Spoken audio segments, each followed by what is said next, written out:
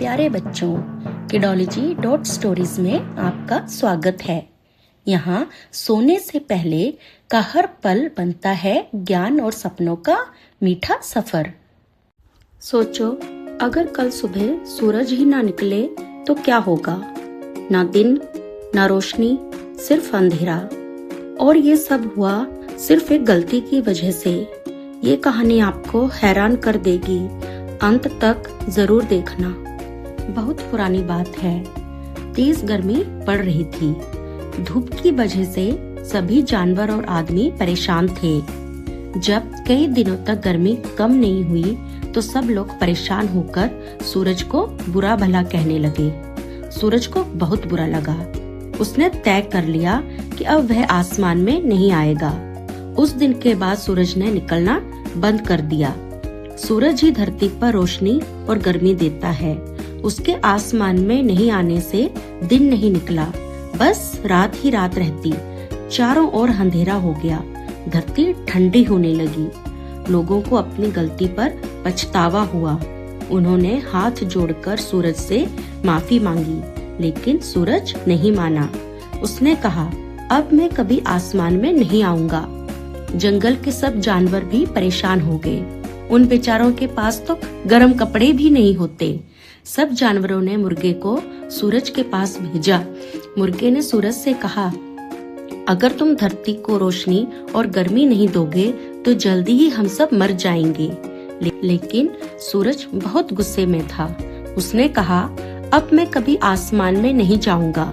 सबको यह बात बता दो, मैं तो अपनी जगह पर ही रहता हूँ। गर्मी तो तभी ज्यादा होती है जब धरती मेरे पास आ जाती है। मुर्गे ने सूरज से बहुत विनती की, लेकिन सूरज आसमान में आने को तैयार नहीं हुआ। हार कर मुर्गे को एक तरकीब सूझी। उसने सूरज से कहा, चारों ओर अंधेरा है। रास्ते में मुझे एक बिल्ली दिखी थी। मैं बड़ी मुश्किल से बचकर आया हूँ।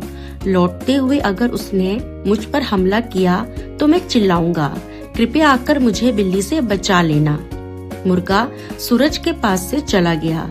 वह कुछ दूर आगे चलकर घनी झाड़ियों में छिप गया और पूरी ताकत से चिल्लाया, कुकड़ू कू, कुकड़ू कू। मुर्गे की आवाज सुनकर सूरज जल्दी से बाहर निकला। उसे मुर्गा कहीं दिखाई नहीं दिया। सूरज और ऊपर आसमान में आ गया, लेकिन मुर्गा उसे कहीं दिखाई नहीं दिया। सूरज के आसमान में आने से दिन निकल आया। चिड़ियां चहकने लगी और चारों ओर रोशनी हो गई। पशु पक्षी और लोग खुश हो गए। लोगों ने सूरज की पूजा करनी और जल चढ़ाना शुरू कर दिया। सूरज को अपना स्वागत अच्छा लगा।